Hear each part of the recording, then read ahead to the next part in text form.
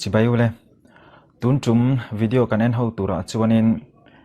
YouTube hlo chungchang le YouTube a kan hlo te lak chhuah dan chungchang kan en ho don ani he topic hi sei dewa wangin part 1 le part 2 kan thlia sanga part 1b ka chuanin YouTube channel setup dan chungchang te Google AdSense chungchang te Google AdSense le YouTube account link dan thunsom dan te tin payment method le bank account details at dan chungchang te part 1b ka hianin kan thlur bing don ani part 2 a chuanin Google AdSense atanga poisa hlo dan YouTube earnings khami payment mu dan te thlatin hlo lo lu dan te Google AdSense Google lamin YouTube hlo anron thon atanga bank account na poisa lo lu dan te niang za nge ron thang ti te tin minimum threshold dollar za kha lo tling lo ta se engtin nge niang tiang chungchang ka tiang neu chungchang kha part 2 lama chuanin kan thlur bing le don ani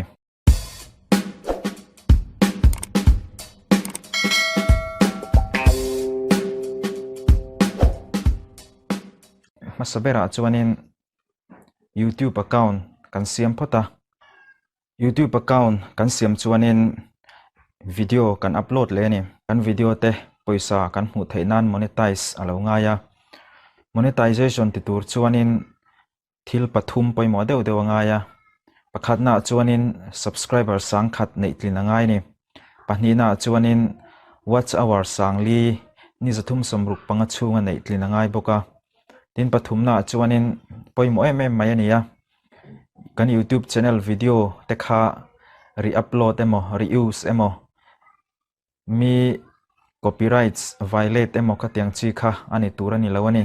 original content kha aneyanga chutiang thil pathum tram condition pathum kha kan nei theini chuanin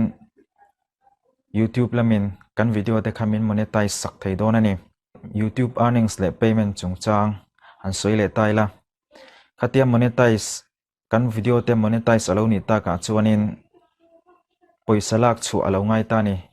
poisa kha khoi ange kan lak chuanga khoi tren nge payment kan huang ti kha toite en soi taila YouTube atanga hlo la chuak tur chuanin masabera chuanin Google AdSense apoimoa Google AdSense account kan siamanga atoi zongin soi zel taila Google AdSense account siam dan tele khami chungchang kha mizo YouTubers tengai ponan soi to fi ataka soi na om to chuwang chuanin khatiang hra chiang du kan mani chuanin video dang te kha lo en taila Google AdSense account kan siamanga Google AdSense account kha approve ni turin thil pakhat kan sti ngai chu blog emo blogger kan ti mai thina blog emo website emo WordPress kan tiang chi khan nei angai ni blog emo website emo kan siamanga chumi kan siam chu Google AdSense account en khan kan link don ani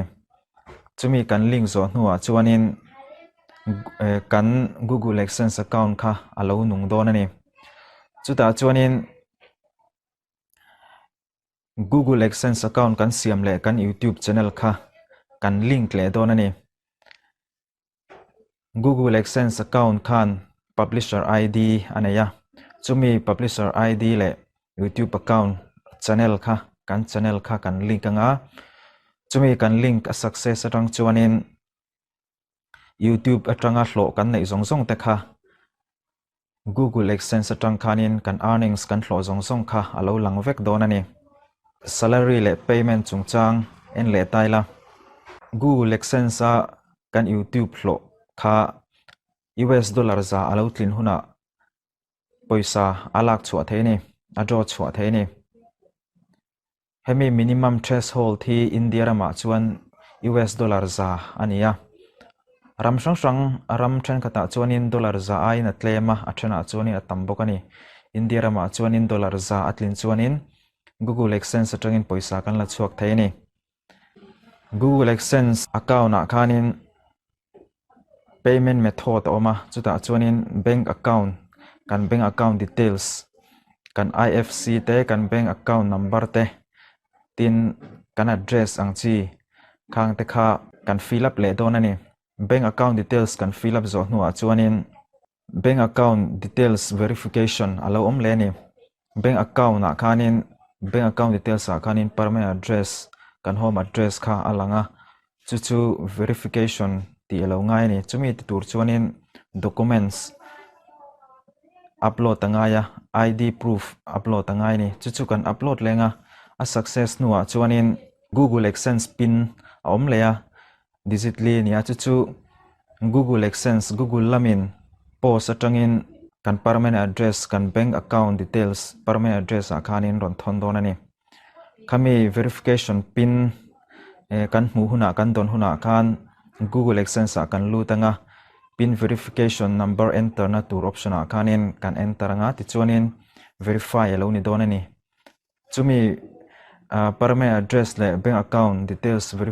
verification kha alo success huna chuanin dollar za atlin huna